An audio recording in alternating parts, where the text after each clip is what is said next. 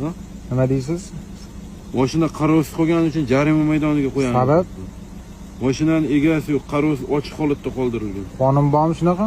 Qonun bor. Bular nima Ochiq bular? holatda Mashinachi. Bular yopiq-ku. Egasi ketgan, men Bu o'tiribman. mashinaning eshigini ochib ko'ringchi, ochiqmikan? Ha? Bu Jurasimi? mashinaning eshigini ochib ko'ringchi, ochiqmikan? Jurasimi? Hozir nima hujjat tekshirib endi mashinaga tarmashasiz. Hujjatni bering. Tekshirib bo'lganim yo'q, hurmatli fuqaro. Pasport meniki, tekshirib bo'ldi. Tekshirib bo'lganim yo'q hali. Maqsad nima? organlaridan olganmisiz? Maqsad nima? Pasport ichki ishlar organidan olganmisiz? Ha? Ichki ishlar organidan olganmisiz pasportni? Pasport stoldan olgan. Ha, ichki ishlar xodimimi shular? Bilmasam. Bilmaysiz. Maqsad sizdan biror bir narsa talab qilmadikmi? Maqsad hozir mana hujjat Sizdan hech nima talab qilmadikmi? Mashinani egasi kelsa, Mashina egasini chaqiringmi bo'lmasa? Egasi yo'q deyapsiz-ku. Ochiq Ochiq holatda holatda qolyapti. Mashina stenka sizniki emas-ku. Ochiq holatda qolgandan keyin nima qilamiz? Olib borib topshiramiz. Egasi ertaga kelib olib ketadi. Jurasi o'tiribdimi egan? Jurasi o'tirib, mashina egasini tanimayman dedingiz siz. Tanimayman deganmi? Juramniki deb. Ko'zimga yoqmay fonarit. 100% mana quvalab kuch ishlatmoqchi bo'lyapti o'zidan o'zi. O'zingizdan o'zingiz Pasportimni olgan, pasportimni olishga hech kim huquqi yo'q. Pasportimni bering. Berdingizmi? Pasportni bering, tekshirib bo'ldingizmi? Berdingizmi, hurmatli? Tekshirib bo'ldingizmi? Olib keling Siz pasportni. berdingizmi deyapman. Pasportimni oldi, bermayapti mana. Qo'limga. Pasportimni bermayapti, telefonga almashyapti. Xavfsizlik maqsadida olyapman videoni. Mana kelyapti. Maqsad nima? Maqsad. Planshet topga bo'ldi. Kuch ishlatib, telefonimni olmoqchi. Kimsan deb tortib olyapti telefonni. Men juramni mashina pochta keldi, pochtani kutib o'tiribmiz. Bu kelyapti-da. Mashinani stenka qilaman deb. Telefonimga hujum qildi, kamera turibdi mana yerda. Isbotlab bering bo'ldi.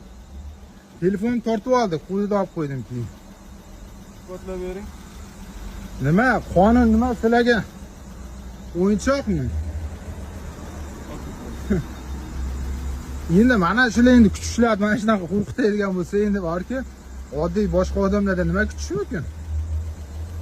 Siz fuqarolarga ishlaysizmi? Fuqarolarga xavf tug'diryapsiz-ku, xavfsizligini olyapsiz, xavf tug'diryapsiz. Ochiq holatda qolgandan keyin tekshiramiz. Nimaga sensirab gapiryapsiz? Ochiq qolgani uchun yo'qaytyapman. Kamera bo'lsa bizdan ketar ekanda bu. Vaqtincha jarima maydoniga qo'yib turamiz. Chunki mashina ochiq qolgan. Saviyang yo'q, biliming yo'q, ilming yo'q, kitob o'qimaysan, prezidentning qarorini o'qimaysan. Mashina egasi yo'q. Egasini chaqiring debman, egasi yo'q dedi. Yo'q degani yo'q, pochtaga ketdi, pochtasini olib keladi dedim. Men pochta kutyapman dedi, egasi yo'q dedi. O'shaning uchun aka mashina ochiq qo'y. Endi ugon bersa aka kimga ichki ishlar xodimi yuguradimi? Ugon bersa aka mashinangizni. Mashinangiz yo'qolsa 102 ga chiqasiz. Kimdir haydab ketmasa, ismi Shavkat aka. O'ziga kerak narsalar tekshirib oladi, bemalol. Qanaqa bizlar muammo yo'q. O'shaning uchun aka, o'sha xavfsizlikni o'ylagan maqsadda aka ish qilyapti. Mana shu xodimga O'zbekiston ichki ishlaridagi qat'iyan ish ko'rishni olmayman, chunki bu hayotimga tahdid soldi, quvaladi, boshimga ham urdi, mana guvohnomasini ko'rsatib, sensirab, вообще muomalasi yo'q, mazangni qochiraman, u yoq bu yoq qilaman deb. Ashsha o'zidan ketib yubordi bu bor-ku. Jizzaxda nima bir yashab bo'lmay qoldimi bu? Ondan keyin ko'chaga chiqmaydi. Yashab bo'lmay qolibdi-ku bular asta. Nima bu ahvol?